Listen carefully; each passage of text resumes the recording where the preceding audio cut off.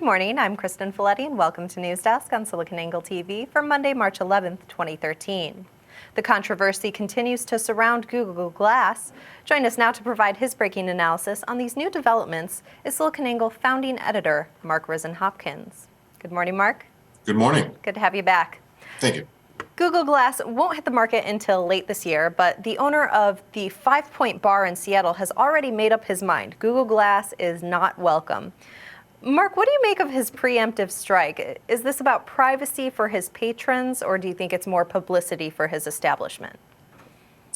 Well, I think it's a little bit of both. I had some strong words on Facebook and sparked a conversation about this. So it's obviously a hot button topic. This thread went for several dozen back and forth between some folks that are on both sides of the fence on this. On the one hand, there is a clear, obvious. I mean, this thing is not even public yet. You can't buy Google Glass, and there's maybe, I don't know, at best, maybe a couple hundred folks with these things. I think that number is pretty generous, based on the fact that I've actually pre-registered for one. I'm 1,653 in line, and I haven't gotten mine yet. So there's probably quite a few people that are more people on the waiting list than actually have it at this point.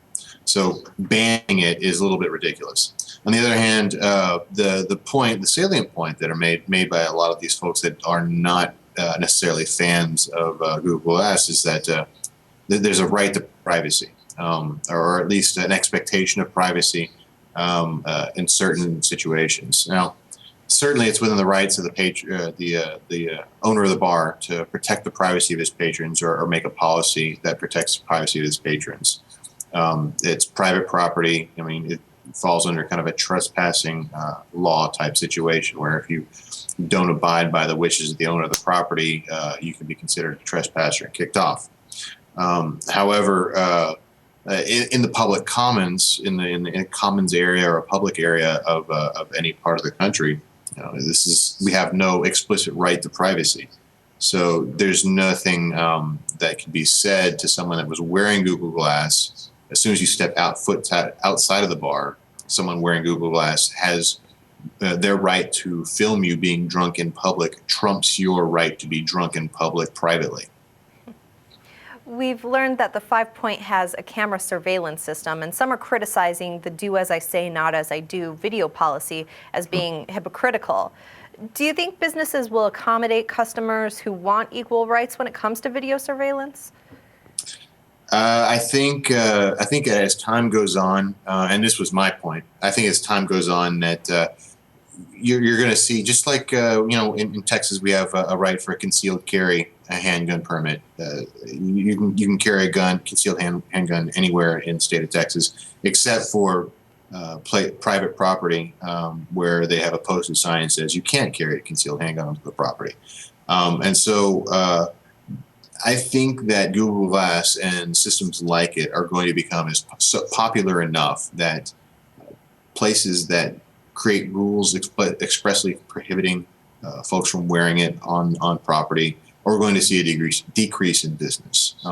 This is the bottom line, because in a society where augmented reality and wearable computing is prevalent, those that choose to opt out of such a system are going to be left wanting. They're going to be behind the curve. They're not going to be competitive in the global marketplace. There's going to be a lot of things that put them in I wouldn't say a class behind everybody else, but definitely at a disadvantage. A group at Duke University has embraced Google Glass, but their efforts aren't any less controversial. They're developing an app for Google Glass called Insight that they claim will have the ability to identify people by what they're wearing. What kind of implications come with a faceless identification system, Mark? It's a lot of the same implications of a face-based facial recognition system.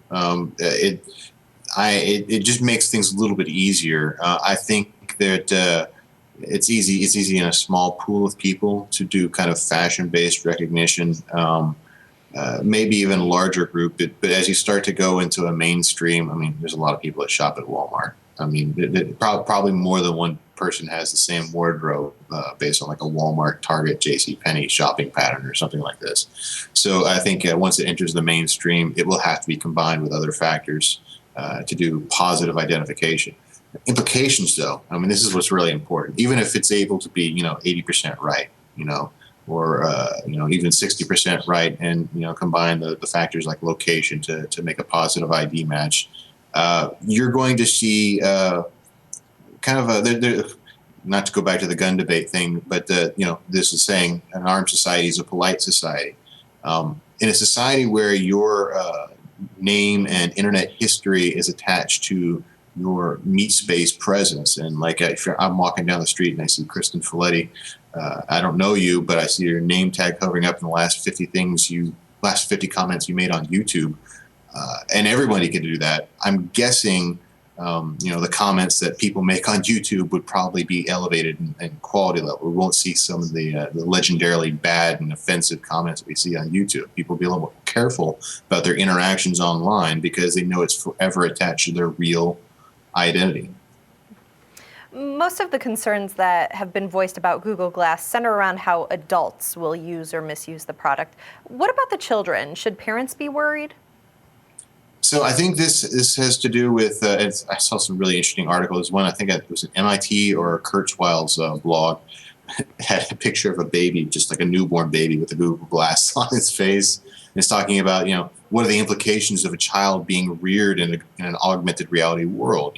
Kids from a very early age are going to be wearing these things. We know this. This is one of the few advances that we've had in input-output for computing in close to 60 years that's meaningful. And the other major advance in input-output that's, at least in the distribution phase, is tablets and touch computing.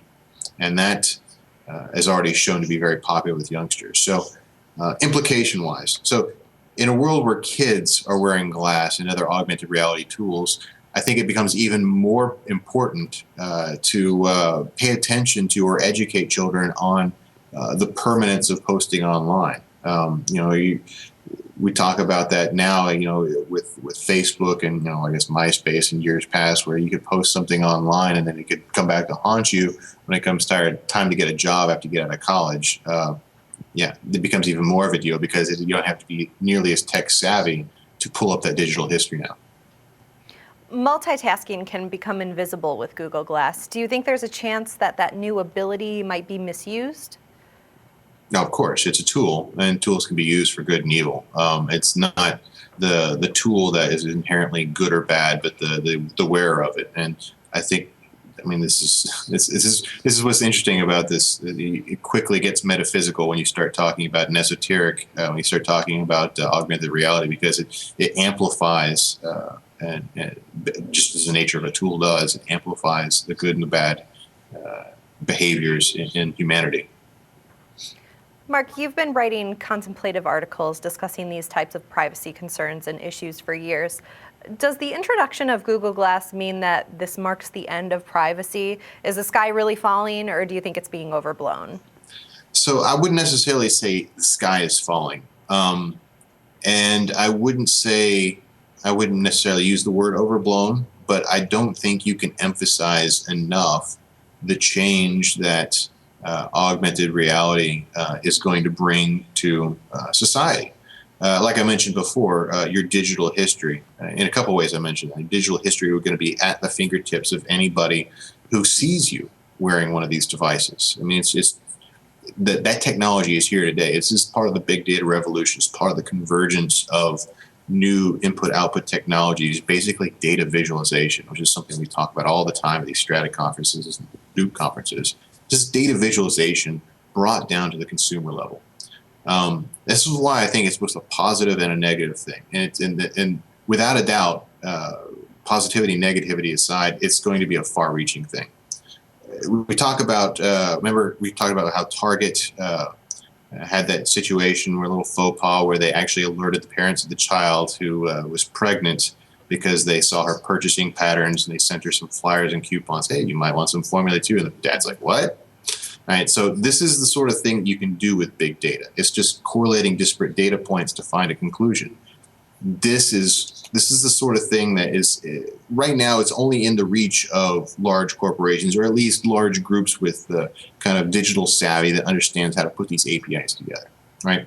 But when the reason why you don't see this in the hands of consumers quite so much is because there's no real easy way to visualize this in a real-time manner that makes sense to the consumer.